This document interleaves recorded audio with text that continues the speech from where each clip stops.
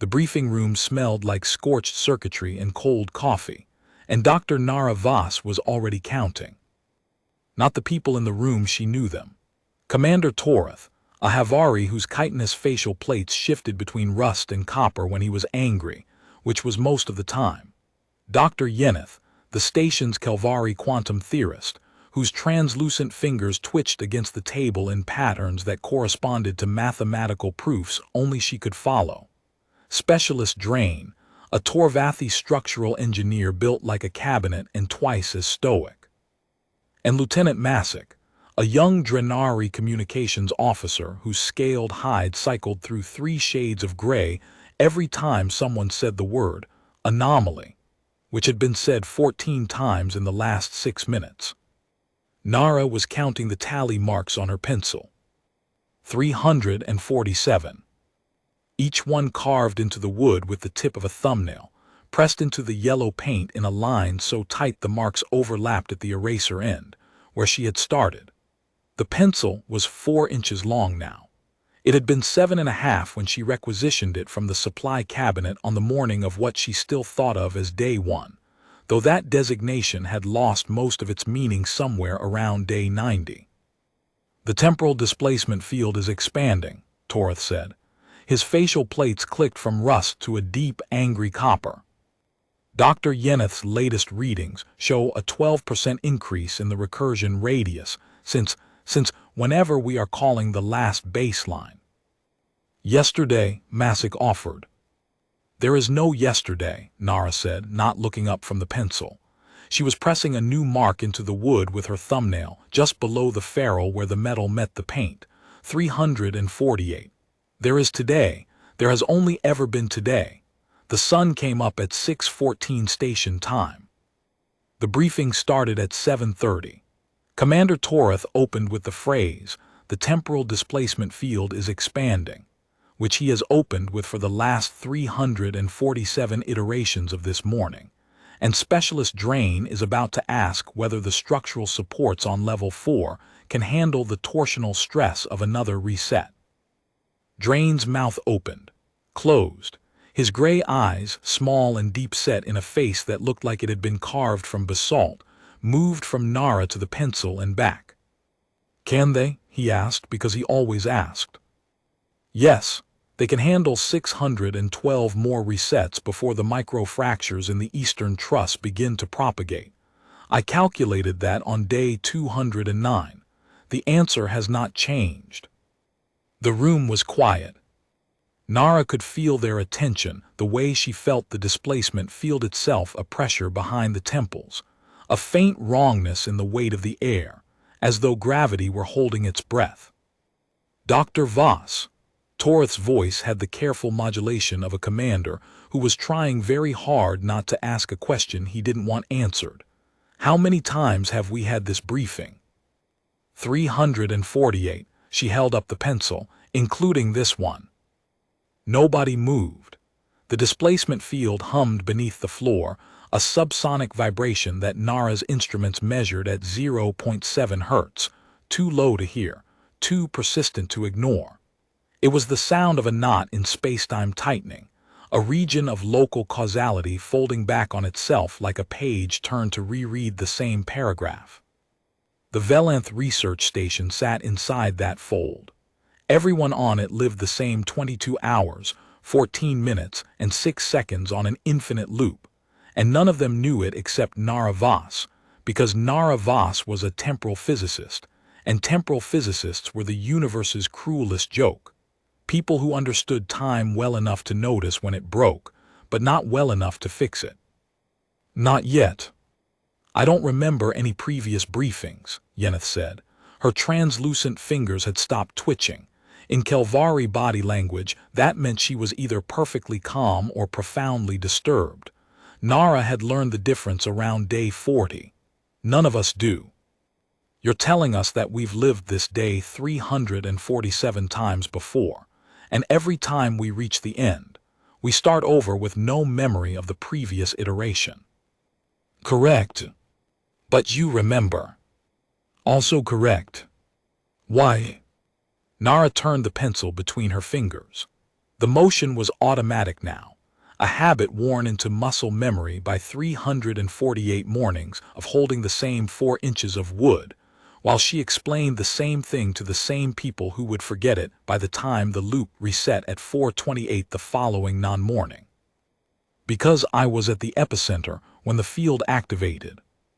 I was running a calibration sequence on the temporal displacement array in Lab 7 when the Vithrani artifact we recovered from the planet's surface resonated with the array's containment field and created a closed causal loop. The artifact is a reality bender, a device designed by a species that perceived time as a navigable dimension rather than a linear progression. It folded our local timeline into a recursive pocket. Everyone inside the pocket resets at the end of each cycle. Their neural patterns, their memories, their physical state, everything reverts to the configuration it held at the moment of activation. But I was in physical contact with the array when the fold occurred. My hands were on the calibration console. The array's field signature imprinted on my neural architecture before the recursion pattern stabilized, which means my memory persists across resets. I carry every iteration, every version of today, every conversation, every failed attempt to break the loop. She did not mention the mornings. The first 7 minutes of each iteration, the interval between 6:14 and 6:21, before she left her quarters for the briefing room.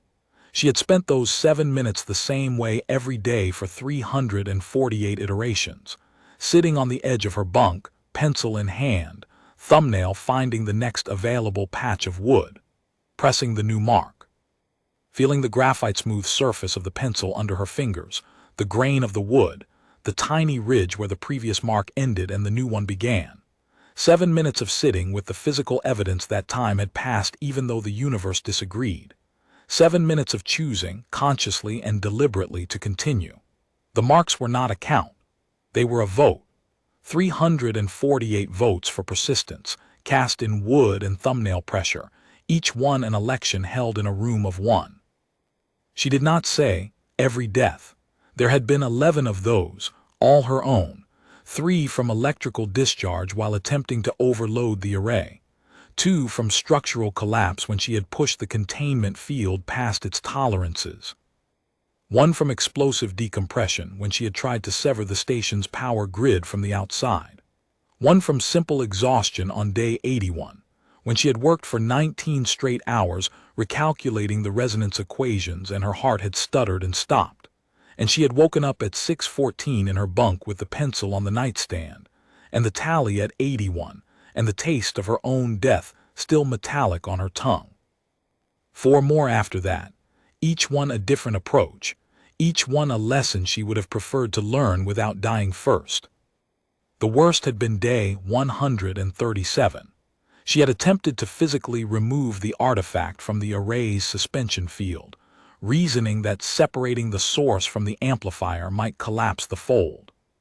She had reached into the field with insulated gloves and gripped the artifact's surface. The surface had been warm, not mechanically warm, biologically warm, the temperature of a living thing, and it had pulsed under her fingers with a rhythm that felt like a heartbeat. For 2 seconds she had held it, and for those 2 seconds she had felt the entire fold contract around her like a fist, squeezing the station and everyone in it into a space that existed between moments, outside of sequence, in a place where time was not a dimension but a weight. Then the artifact had discharged, and the electrical surge had stopped her heart before her hands could release it. She had died holding the thing she was trying to save everyone from, her fingers locked around its surface by the same current that killed her. And the last thing she had seen before consciousness ended was the pencil on the console 6 feet away, its tally marks catching the lab's daylight. She had woken at 6:14. She had carved mark 138. She had not tried to touch the artifact again. 347 attempts, Torth said. His plates had stopped cycling. They were locked at a deep, unmoving copper, the Havari equivalent of someone staring into a depth they could not measure. And you have not broken the loop. No. In 300, 347 days of trying. 348, and no. Not yet. Masik's hide had gone a flat, uniform gray. He was looking at the pencil. Nara followed his gaze and realized that from where he sat, the tally marks were visible, a dense forest of tiny notches covering every available surface of the wood, so closely packed that they looked less like individual marks and more like the grain of the wood itself, as though the pencil had grown its own record of endurance. "Why haven't you stopped?" Masik asked. Nara looked at him. He was 23 in every iteration, bright-scaled and earnest, and worried in the way that young officers were worried when the universe showed them something their training had no protocol for. "Because the loop is solvable," she said. "Every physical system has boundary conditions. Every fold has a seam.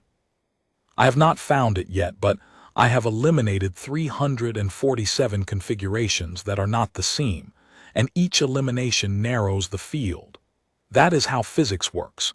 You do not find the answer. You remove everything that is not the answer until what remains is the only possibility." "That could take years." "Yes, it might. And every one of those years will be lived inside a single day, and I will be the only person who remembers any of them. And when I finally find the seam, none of you will know that it took 348 days or 3,048 days or 30,000. You will walk out of this briefing room and the next morning will be a new morning, and you will not remember the old one. But I will. And the pencil will." She set the pencil on the table. It sat there, 4 inches of wood and graphite and 348 tally marks, and the room looked at it the way rooms look at things that carry more weight than their size can explain. "I need access to Lab 7, Nara said. "Yeneth, I need your resonance calculations from the morning sensor sweep, the ones you ran at 6:45 before the briefing. Drain, I need you to reinforce the containment housing on the array's secondary coupling. It failed on day 312, and I lost 4 hours of work. Masik, I need you to monitor the displacement field's boundary harmonics and flag any fluctuation above 2%. Commander Toreth." "Yes. I need you to trust me. You have done so 347 times. You have never remembered doing so, but I remember every time you said yes, and I am asking again." Toreth's plates shifted. The copper softened to something closer to amber, a shade Nara had learned to read as the point where a Havari commander's wariness gives way to something harder to name. Not faith, exactly. Havari did not do faith, but a willingness to act on insufficient evidence, which was the operational definition. "Proceed, Dr. Voss."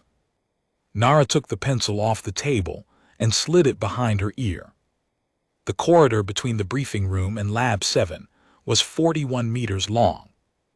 Nara had measured it on day 3 by counting her strides 72 at her natural gait, and confirmed it on day 4 with a laser rangefinder she had borrowed from Drain's kit. She walked it now the way she walked it every morning, steadily, without hurrying, her boots making the same measured sound on the deck plating that they had made for 347 previous trips. The corridor's overhead panels cast bright, even daylight along its length, washing the composite walls in a clinical white that made every rivet, every seam, every maintenance access panel sharply visible. Nothing hid here. Nothing changed. The same water stain marked the ceiling at the junction of Section 3 and Section 4. Nara knew every mark in this corridor the way a prisoner knows the cracks in a cell wall, not by choice, but by exposure.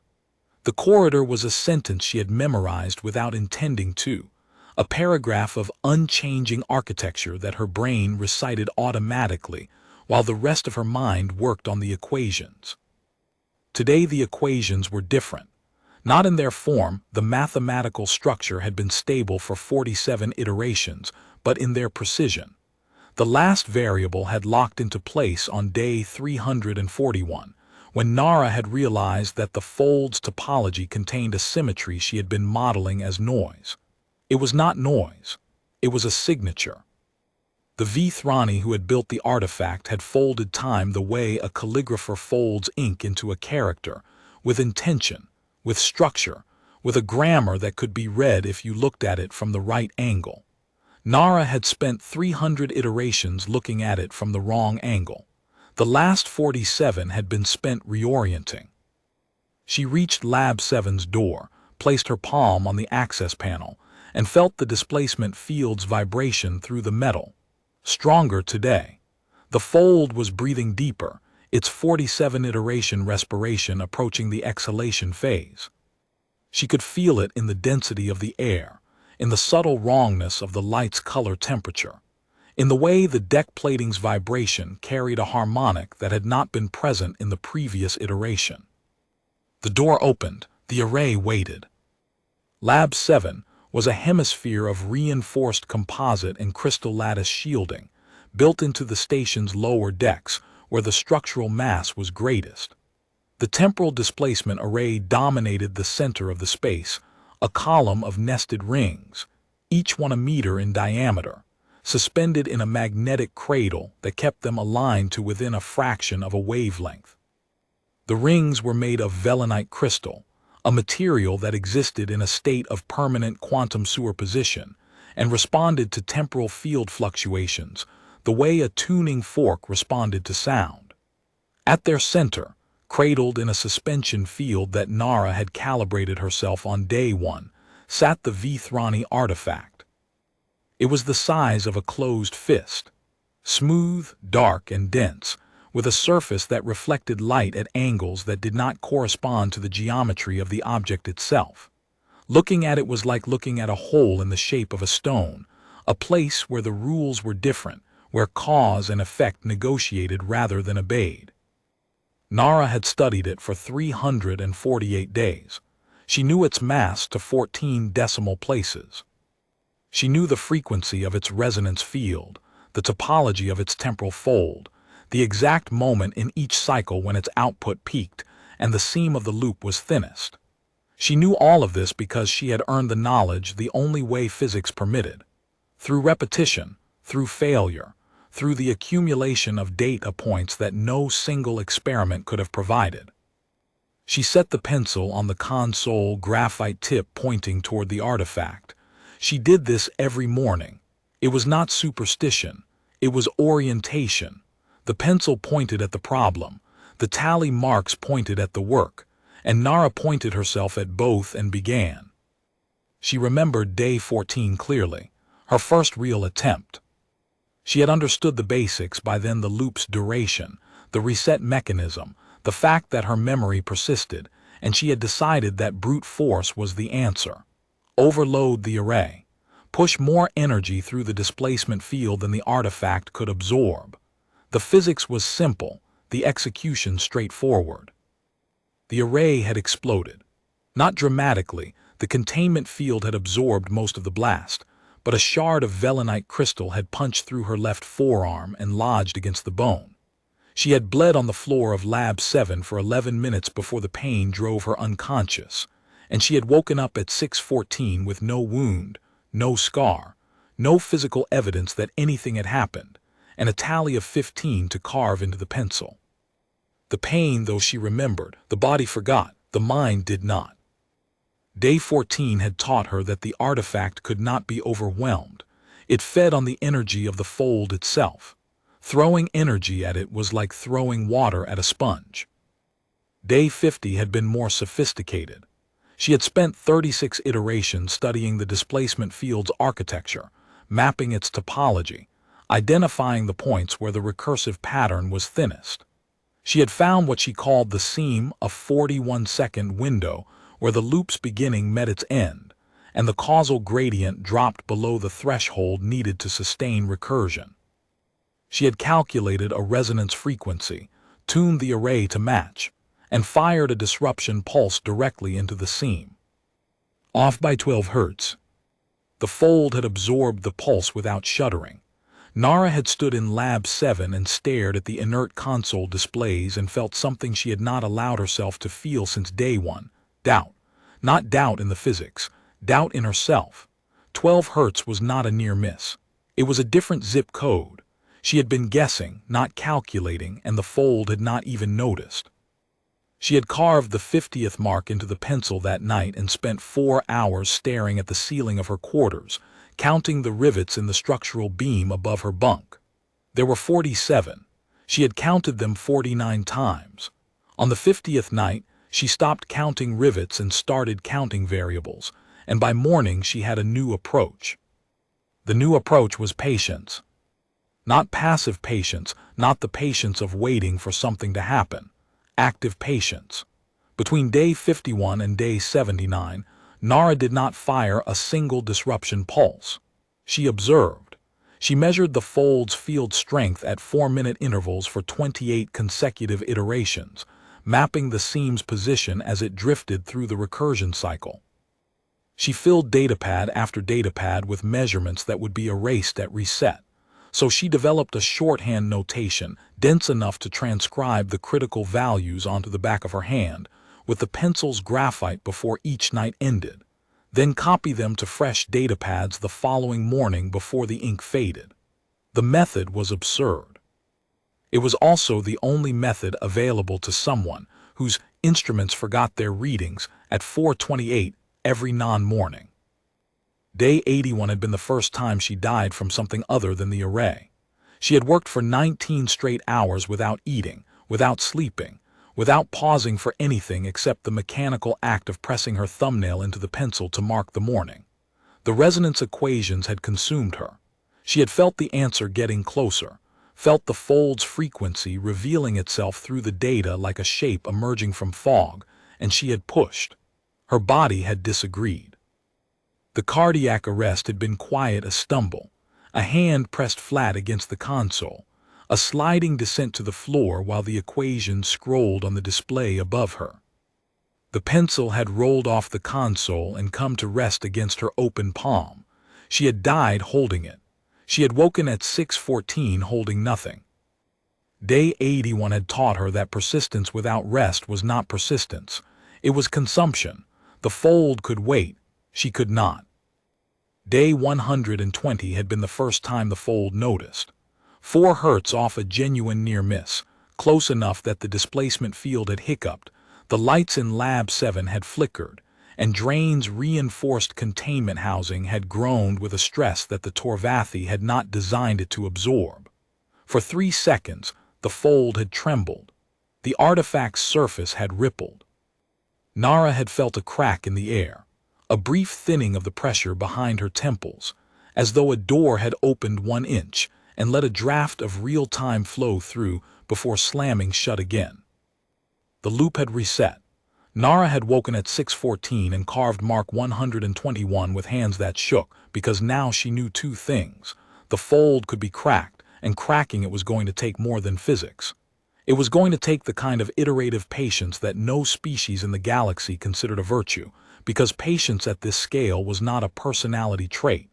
It was a discipline, an athletic feat, a marathon that looked like sitting at a desk. Day 150, she had tried a different vector, approaching the seam from the fold's interior rather than its boundary. The math was elegant. The execution was disastrous. She had destabilized the recursion pattern so thoroughly that the station's internal gravity had fluctuated for 9 seconds, during which Nara found herself pinned to the ceiling of Lab 7 with the pencil floating beside her, and the artifact pulsing with a light that looked like anger translated into photons. The gravity returned, the loop held, the fold tightened. She had learned something, though. The artifact responded differently to internal disruption than to boundary assault. It had tightened, not because the disruption was wrong, but because it was close enough to the right thing to trigger a defensive response, close enough to threaten. And a system that defended was a system that had something to defend. Day 180 she had stopped trying, not permanently, for 1 iteration. She had woken at 6:14, carved the mark, attended the briefing, said the same words she always said, watched the same faces react the same ways, and then she had walked past Lab 7's door and gone to the observation deck instead. She had sat in front of the viewport and watched the planet below a terrestrial world cloaked in electromagnetic moss. Its surface, a shifting carpet of blue-green luminescence that pulsed in slow waves visible from orbit. She had watched it for 14 hours. The same 14 hours she would have spent at the console, running calculations, adjusting frequencies, narrowing the margin of error by another fraction. Instead, she had watched a planet breathe. The fold had reset at 4:28. She had woken at 6:14 and carved Mark 181 and gone straight to Lab 7. The 14 hours of watching had not been wasted. They had been necessary. Something in her mind had loosened during those hours, a tension she had not recognized as tension because she had been living inside it since day one. The tension of trying, the effort of effort. She had set it down for one day and picked it up the next with hands that gripped differently. And the calculations she ran on day 181 produced results that the previous 179 iterations of grinding had not. The fold did not reward desperation. It rewarded clarity. Day 200 had been the closest.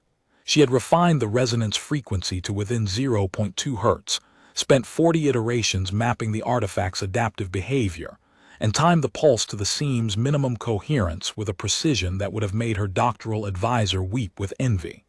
The fold had cracked. Not trembled, cracked.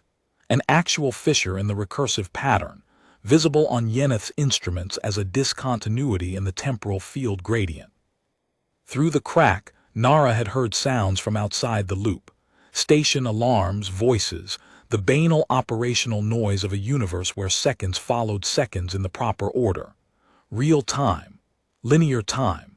The thing she had been fighting to reach for 200 days, and she could hear it through a crack no wider than a hair.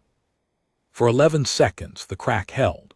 Nara had seen the corridor outside Lab 7 as it existed in real time, dusty, dim, the emergency lighting casting long red shadows, because the station had been running on backup power for however many months or years. The loop had been going from the outside perspective.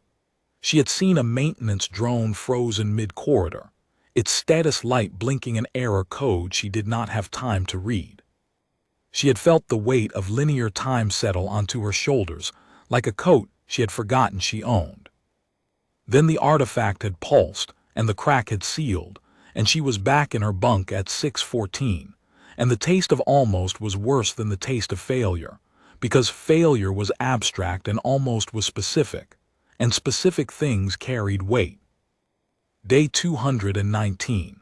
She had not tried that day. She had walked into the briefing room, told Torith the Count, watched his plates go amber, and then told him about the 11 deaths. She had never mentioned them before, not because they were a secret, but because the telling took time she could not afford. On day 219, she afforded it. She sat in the briefing room and described each death in clinical detail: the electrical discharges, the structural collapses, the decompression, the cardiac arrest, and watched the faces of people who would not remember hearing any of it by the next morning. Torith had placed his hand palm down on the table beside the pencil. He had not spoken. The gesture said everything his language did not have words for. The next morning, the same morning, the only morning Nara had carved Mark 220 and gone back to work. Day 270 had been an accident. She had been recalibrating the array's secondary coupling when a power surge from the displacement field blew the coupling's magnetic seal. The coupling had failed catastrophically, sending a wave of uncontrolled temporal energy through Lab 7. For 4 seconds, the room had existed in 3 different timeframes simultaneously. Nara had watched the console display showing readings from 6 hours ago, 6 hours ahead, and the present, all stacked on top of each other like transparent pages. She had seen herself standing at the console in the future layer, and the future, Nara had been smiling. Not grimly, not with determination. With recognition. As though she had been looking back at a version of herself that had not yet understood something that the future version already knew. The coupling had stabilized, the temporal overlay had collapsed, the loop had reset. But the image of her own future smile had stayed with Nara, And on day 271, she had begun approaching the problem differently. Not as an engineer solving a mechanical problem, as a translator reading a text. The fold had grammar. Its recursive pattern was not a simple loop. It was a sentence, a statement made in a language that used spacetime as its medium the way human language used sound. Each crossing of past-through future was a clause. Each resonance peak was punctuation. The seam was not a weakness in the structure, it was a period at the end of the sentence, the place where the statement concluded and silence began. Day 300 had been the second closest, off by 0.04 hertz. The fold had opened for 11 seconds, the same duration as day 200, but wider. Wide enough that Nara had stepped to the threshold of Lab 7's door and looked into the real corridor. The drone was still there. Its error code read main PWR fail 412D, a standard power failure designation. The station outside the loop was running on emergency reserves, waiting for someone to restore main power, not knowing that the someone was trapped inside a fold of spacetime 4 inches of pencil away from giving up. She had not given up. The fold had closed. She had woken at 6:14. She had carved the 300th mark. And she had changed her approach entirely. The first 300 iterations had been engineering, apply force, measure result, adjust, repeat, good engineering. Patient engineering. 300 days of it had brought her within 0.04 hertz of the solution, which was close enough to prove the approach worked and far enough to prove it would never finish. The artifact's adaptive behavior exceeded her engineering model's resolution. She could get close. She could not get precise. Precision required something different, not force, not even patience, understanding. The artifact was not a machine. It was a language, a Vithrani expression written in folded spacetime, and Nara had been trying to shout over it when she should have been learning to read it. The last 47 iterations she had spent doing exactly that, not pulling the knot, studying it. Mapping every strand of the fold's topology, every crossing where past looped through future and future looped through past. The fold was not random. It was structured, intentional, beautiful in the way that a mathematical proof was beautiful, every element necessary, every relationship load-bearing, every strand contributing to the whole. The Vithrani had not built a trap, they had built a sentence. And the sentence said, "Time is not a river, time is a room. You can leave the room whenever you understand the door." Today, day 348, Nara understood the door. The first 3 hours in Lab 7 followed the established sequence. She initialized the array's sensor grid, mapped the displacement field's current topology, and identified the seam. Today, it would appear at 1847 station time. She had 10 hours to prepare. At 9:15, Yeneth arrived with the resonance data. Her translucent fingers held the datapad the way Kelvari held everything delicately, as though the information were made of glass. "Dr. Voss, the resonance patterns today show a drift in the secondary harmonic. It is within normal parameters, but I thought you should see it." Nara took the pad. The drift was not within normal parameters. It was the drift she had been waiting for, a subtle shift in the artifact's harmonic signature that occurred once every 47 iterations, a breathing cycle in the fold's topology that momentarily aligned the seam's phase coherence with the array's maximum output capacity. She had identified the pattern on day 301. She had confirmed it on day 302 by predicting the next occurrence and being right. She had spent the last 46 iterations preparing for this specific drift, this specific alignment, this specific 41-second window in which the fold would be as thin as it was ever going to get. "Thank you, Yeneth. This is exactly what I needed." Yeneth lingered. "You have seen this data before." 347 times. But today's version matters more than the others. There is a secondary harmonic drift that occurs in a 47 iteration cycle. This is the alignment I've been waiting for. You've been waiting 47 days for a single alignment window. I've been waiting 348 days for the right alignment window. The last 47 were spent understanding why this one is different. By 1100, Drain had reinforced the containment housing. He worked without speaking, his thick hands moving over the coupling mechanisms with a sureness that Nara had come to rely on across hundreds of iterations. She watched him for a moment and noticed something she had noticed every time but never grown accustomed to: the quality of his attention. Drain did not know that he had reinforced this housing 347 times. The muscle memory did not carry across resets. But something did, some quality of seriousness, some depth of engagement that made Drain do excellent work every single time, not because he remembered the previous attempts, but because excellence was his baseline. It did not need memory. It was character. Drain. He looked up. His basalt face offered nothing. Your work is good. It has always been good. He held her gaze for 3 seconds, which was the Torvathi equivalent of a standing ovation, and went back to welding. By 1300, Nara had mapped the seams, predicted topology, and completed the calibration equations.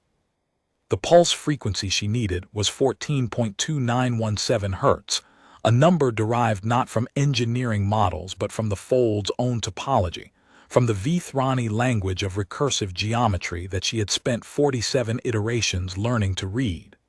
The number was not an approximation. It was a translation, the Vithrani word for the frequency at which a fold releases itself, rendered in hertz. The tolerance was 0.003 hertz. She had been off by 12 on day 50, by 4 on day 120, by 0.2 on day 200, by 0.04 on day 300. 47 days of topological study had given her the remaining distance. Whether the remaining distance was enough was a question the universe would answer at 1847. She sat back from the console and picked up the pencil. The graphite tip was sharpened that morning with Drain's utility knife, the same 4 rotations against the blade that produced the same 60-degree point. She had sharpened this pencil 348 times. The act had become a ritual, and the ritual had become an anchor, and the anchor had become the thing that connected one iteration to the next across a gap that erased everything else. On day 70, she had considered not making the mark. She had woken at 6:14 and lain in her bunk staring at the pencil on the nightstand and thought, if I stop counting, the loop has the same number of days whether I count them or not. The marks do not change the physics. They do not bring me closer to the seam. They are cosmetic. They are vanity. They are the human need to believe that effort has a shape, and they are indulgent. She had lain there for 4 minutes. Then she had picked up the pencil, pressed mark 70 into the wood, and gone to the briefing. 4 minutes was the closest she had ever come to stopping. At 14:30, Masick called from the communication station. His voice held the controlled evenness of someone reporting something they did not entirely understand. Dr. Voss, I'm seeing fluctuations in the boundary harmonics, 2.4% deviation from baseline. Expected. The drift in the secondary harmonic is propagating through the field boundary. It will peak at approximately 1730 and then stabilize. The fluctuation is not a threat. It is a symptom of the alignment I need. The alignment. The fold breathes Masick. Every 47 iterations it exhales. During the exhalation, the seam thins. I've spent 47 days learning the shape of that breath, and today is the exhalation. A pause. Then, you said you've been working on this for 348 days. Yes. And in all that time, the fold has only exhaled 7 times. You've been waiting through 47-day cycles for a window that lasts 41 seconds. 7 exhalations, 7 chances. The first 6 I wasn't ready.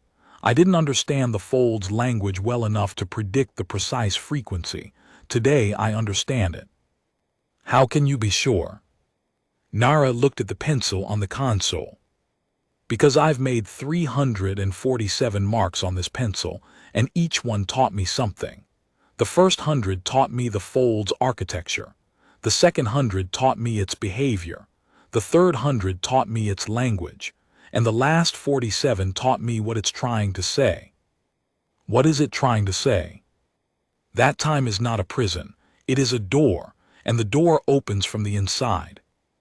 She heard Massic's scales shift, a soft, dry sound that she knew was the Drenari equivalent of a shiver. Then, I'll keep monitoring. Nara set the comm down and turned back to the array. The rings were humming at idle, their velenite surfaces catching the lab's daylight in soft refractions that painted the walls with slow-moving prisms. She had spent more time in this room than in any other place she had ever lived. Her apartment on Earth, the one with the window that faced the park, the one she had left 18 months ago to take a deep survey posting, existed in her memory as a collection of static images. The bookshelf, the coffee maker, the crack in the ceiling plaster above the bed.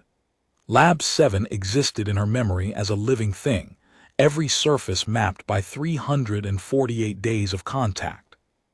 She knew which floor panel creaked when the ambient temperature dropped below 18 degrees. She knew that the third ring from the top of the array had a microscopic flaw in its crystal lattice that caused it to emit a faint secondary harmonic at exactly 22.7 hertz when the magnetic cradle was operating above 60% capacity. She knew that the overhead daylight panels dimmed by 4% at 1400 when the station's power management system shifted resources to the afternoon sensor sweep cycle. She knew the people too. Not just their names and species and roles, she knew them the way only repetition could teach. Torith tapped his left mandible against his lower plate when he was about to say something he considered brave. Yeneth's fingers twitched in base 8 patterns when she was confident and base 12 when she was uncertain. Massic sorted his communication logs alphabetically on days when he felt in control and chronologically on days when he did not. Drain welded counterclockwise when he was relaxed and clockwise when something was bothering him. Today, Drain had welded counterclockwise. Good. Today, Yeneth's fingers had twitched in base 8. Also good. Today, Massic had sorted his logs alphabetically, and Torith had tapped his mandible twice during the briefing, which meant he had been about to say something brave twice and had stopped both times. Nara wondered what he would have said. She would never know. She had watched him almost, say it 348 times and 348 times, whatever it was had stayed behind his mandible plate, unspoken. Some things even a 348-day loop could not reveal. At 1630, the boundary harmonics peaked at 3.1% deviation and began to settle. Nara adjusted the pulse frequency by 0.0008 hertz, an intuitive correction born from hundreds of iterations of listening to the fold's rhythms, feeling its cadence, knowing its moods the way a sailor knows the moods of a sea they have crossed too many times to count. At 1730, Torith came to Lab 7. He stood in the doorway, plates amber, posture rigid, watching Nara work. "Is this the attempt?" he asked. "They are all the attempt. This is the 348th. Will it work?" Nara did not look up. "I don't know, but I know more than I knew yesterday, and yesterday I knew more than the day before. And the day before that, all the way back to day 1, when I knew nothing except that the loop existed and I was inside it." She paused, pulled the pencil from behind her ear and held it up for him to see. 348 iterations of learning. Each mark is not a failure, Commander. Each mark is a lesson, and 348 lessons is a graduate education in the physics of a species that died 800,000 years ago and left their homework running. Torith was quiet. "Then, the pencil, how much of it is left?" Nara looked at it. 4 inches. The wood was covered in tally marks so dense they formed a textured sleeve, a record of persistence rendered in thumbnail-pressed notches. The eraser was gone, worn to a flat nub. The ferrule was slightly dented where she had thrown it against the wall on day 114, the only time she had allowed herself frustration, and the last. Enough, she said. Torith's plates shifted to a shade Nara had never catalogued. Not amber, not copper, something between. A pigment his species' physiology had invented in real time to express something outside its emotional vocabulary. She filed the observation. In 90 minutes, either the loop would break and Torith would remember this color, or it would reset and he would not. I will be on the bridge, he said, monitoring. At 18:15, Yeneth arrived with the final resonance measurements. The data confirmed Nara's predictions within the margin of error she had calculated. The seam would open at 1847. The artifact's adaptive frequency would shift to 14.2917 Hz at the moment of minimum coherence. Dr. Voss, Yeneth stood in the doorway, I want to say something. You want to say that you wish you could remember the previous iterations, so that you could share the weight of the work. You want to say that carrying 348 days of memory alone is a burden no person should bear. Yeneth's fingers stilled. You have heard me say this before. 206 times. You began saying it on day 142. The phrasing varies. The sentiment does not. And what do you tell me? Nara picked up the pencil. She turned it slowly, letting the lab's overhead lights catch the tally marks, each one a day, each one a decision, each one the moment between waking up and choosing to work or choosing to stop. I tell you that the pencil is not a record of suffering. It is a record of showing up. Each mark is not a day I endured. Each mark is a day I worked. And the difference between those two things is the difference between surviving a loop and solving one. Yeneth placed the datapad on the console, pressed her translucent fingers against the surface, the Kelvari equivalent of a handshake, and left. 1840, 7 minutes.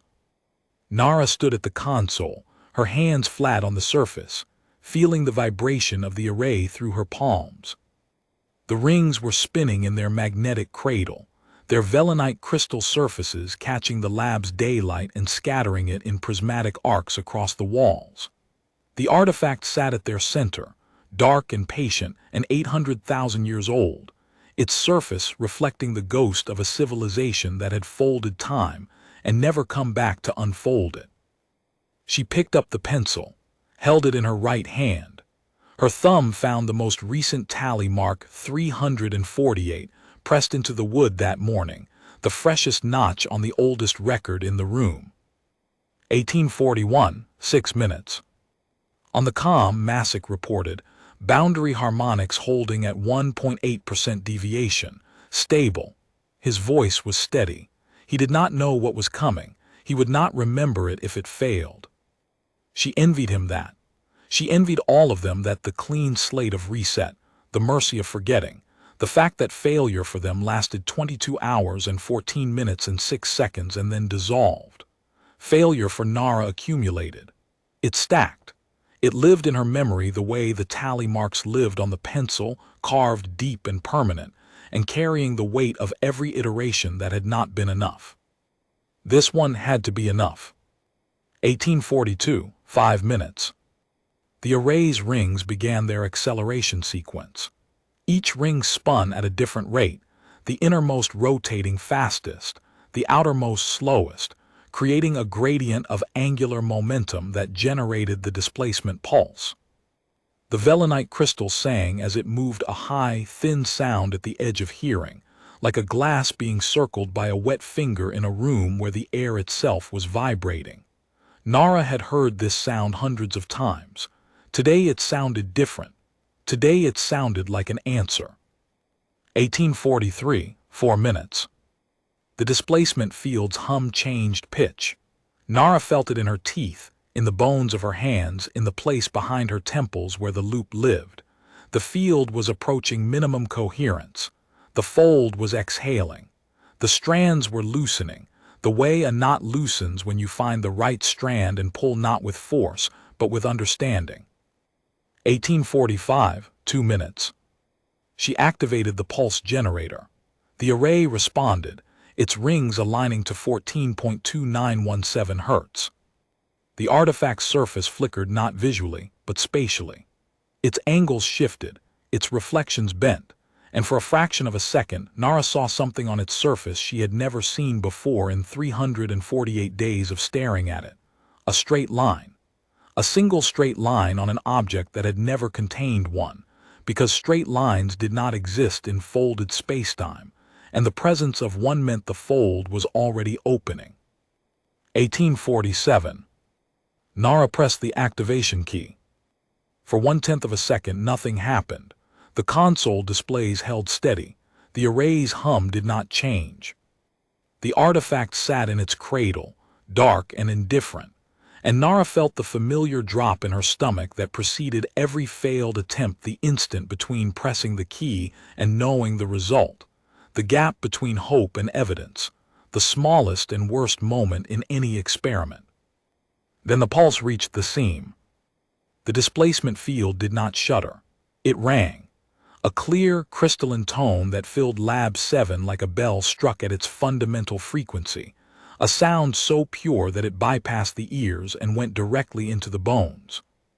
The array's rings did not scream, they sang, each one picking up the tone and adding its own harmonic, the velonite crystal resonating with a precision that Nara had never achieved in any previous iteration because she had never hit the exact frequency before.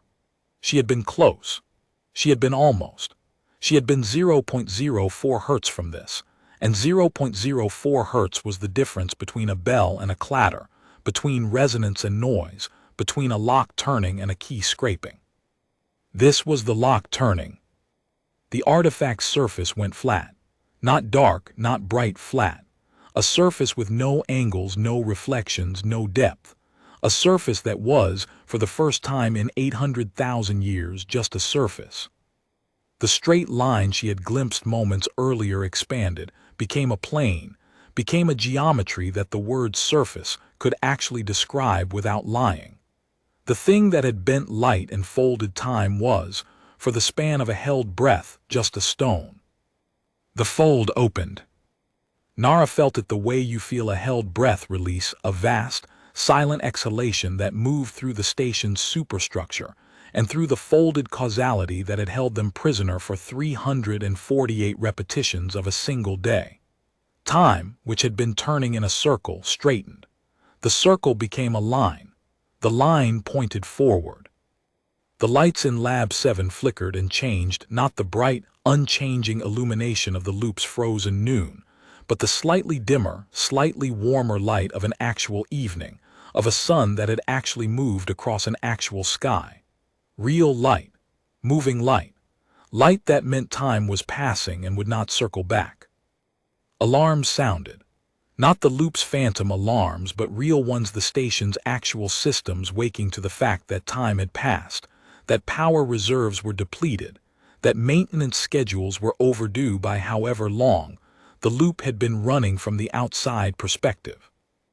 Nara stood at the console and breathed. The pencil was in her hand. 4 inches of wood, 348 tally marks, a graphite tip she had sharpened that morning with Drain's utility knife. It was the smallest, lightest thing in the room, and it carried the weight of a year that no one else would ever know had happened. The comm crackled. Torith's voice, rough with an emotion his physiology was struggling to process. Dr. Voss, the displacement field has collapsed. All station systems are reporting linear temporal progression. The loop is it? Broken, Nara said. The loop is broken. Time is moving forward. You will remember tomorrow. A pause. I will remember tomorrow. Yes. And you will remember today. I remember every today. 348 of them. Another pause, longer. What do you need, Dr. Voss? Nara looked at the pencil. The tally marks covered every surface, a dense record of work and persistence, and the stubborn refusal to accept that a problem was unsolvable just because it had not been solved yet. The pencil was short. The marks were deep. The artifact was inert on its cradle, a fist-sized stone that no longer bent the light around it. "A new pencil," she said. "This one has done its job." The debrief happened in the same briefing room, at the same table, with the same people. But the light through the viewport was different. An actual sunset, the station's orbit carrying it through the terminator line of the planet below, orange and gold and deepening blue. Real light. Light that would not be there tomorrow, because tomorrow the planet would have turned and the light would come from a different angle. And that fact, the simple, ordinary, gorgeous fact of change, was so beautiful that Nara had to look away from the viewport and focus on the table to keep her composure. "The artifact has been secured in a level 5 containment vault," Torith said. "The temporal displacement array has been powered down and disassembled. Dr. Yeneth's analysis confirms that the causal loop has been fully resolved. Local spacetime is normal." "Normal," Yeneth repeated, as though the word itself were worth examining. "Time is progressing linearly. Entropy is proceeding in the expected direction. Causality is unbroken. We are, by every measurement I can devise, in a normal universe." "Good," Nara said. She was sitting with her hands flat on the table, the way she sat at every briefing. But for the first time in 348 iterations, she was not counting anything. She was just sitting, just being present in a moment that would not repeat. The strangeness was this: the moment was passing. It was leaving. It would not come back. She was sitting in a briefing room she had sat in 348 times, and this time the sitting would end, and a new moment would follow, and that moment would also end, and every moment after that would be unique and unrepeatable, and gone the instant it was lived. That was how time was supposed to work. And it was terrifying, and it was beautiful, and it was the thing she had fought 348 days to restore. "Dr. Voss," Drain said. It was the most words Nara had heard the Torvathi string together. She looked at him. His basalt face held an expression she could not read, not because she lacked experience with Torvathi expressions, but because she suspected the expression was one he had never made before. "The pencil," he said. She realized she was still holding it. She set it on the table. Drain reached across and picked it up. He turned it in his thick, calloused fingers, studying the tally marks with the care of an engineer measuring tolerances by touch. He counted. His lips moved. His gray eyes tracked the dense forest of notches from the eraser to the ferrule and back. 348, he said. "Yes." He set the pencil back on the table. He did not speak for a long time. Then, "On my homeworld, the Torvathi build monuments to great engineering achievements, bridges, dams, stations. The monument is always made from a piece of the structure itself, a beam, a rivet, a section of cable. The material is the proof. The work is in the material." He looked at the pencil. "This is a monument." The room was quiet. Not the dead quiet of a station trapped in a loop, where silence was a feature of frozen time. A living quiet. The quiet of people sitting with something they could feel, but not fully comprehend the weight of a year lived inside a day. Carried by a single person, proven by a piece of wood smaller than a hand. Masick spoke next. His scales had settled to a single, steady shade of pale gold, a color Nara had never seen on him before, not in any of the 348 iterations. Something new. Something that could only exist in linear time, where a person's emotional state was the product of everything that came before it, not just the same reset morning.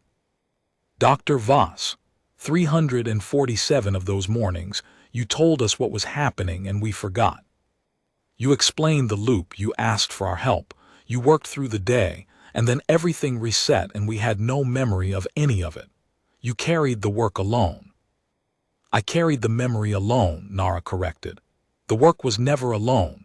Every iteration, Yeneth brought me the resonance data. Every iteration, Drain reinforced the containment housing. Every iteration, you monitored the boundary harmonics. Every iteration, Commander Torith said yes. None of you remembered doing it, but you did it. 348 times. The pencil carries my count, but the work carries yours. Torith's facial plates were the amber shade again. He reached across the table and placed his hand, palm down, on the surface beside the pencil. A Havari gesture she had seen once before, on day 219. He had forgotten by the next morning. She had not. Drain placed his hand beside Torith's, then Masik, then Yeneth, her translucent fingers bright against the table's dark surface. 4 hands and a pencil, arranged around a piece of wood that held 348 marks, each one a morning, each one a choice, each one the smallest possible proof that time had passed and a human had been there to notice. Nara looked at the arrangement for a long time. Then she placed her own hand beside the others, palm down, fingers near the pencil but not touching it. "Thank you," she said, "for every morning you don't remember." The sunset deepened outside the viewport. The planet below was turning, carrying its surface from day into night, from light into dark, from this moment to the next, in the simple, beautiful, forward-moving way that time was supposed to work. Tomorrow the sun would rise from a new angle. The briefing would cover new business. The corridors would carry new sounds. Nara Voss picked up the pencil, slid it behind her ear, and walked out of the briefing room into a corridor lit by the last amber light of an evening that would not come again. Her footsteps echoed on the deck plating, the only sound, the right sound, the sound of someone moving forward through time that was finally, after 348 days, doing the same.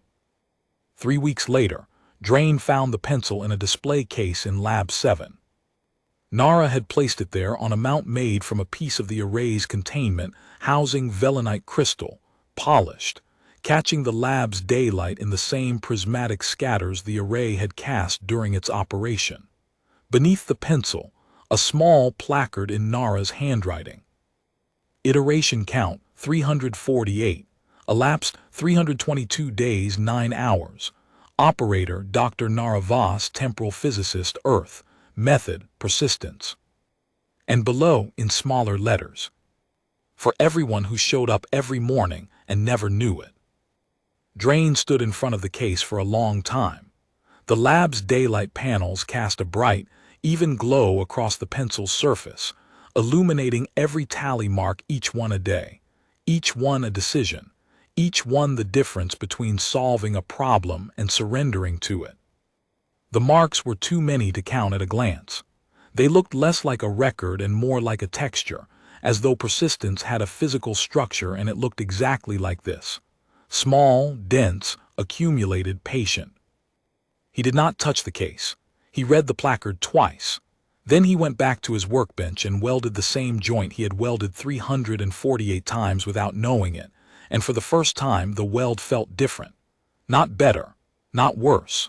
Weighted with the knowledge that someone had counted, that the counting mattered, and that a 4-inch pencil could carry the proof of an entire year's worth of mornings that no one else remembered. Outside, the station orbited, the planet turned. The sun rose, set, and would rise again, a different angle, a different morning, a different day. Time moved forward, indifferent and beautiful and mercifully, finally new.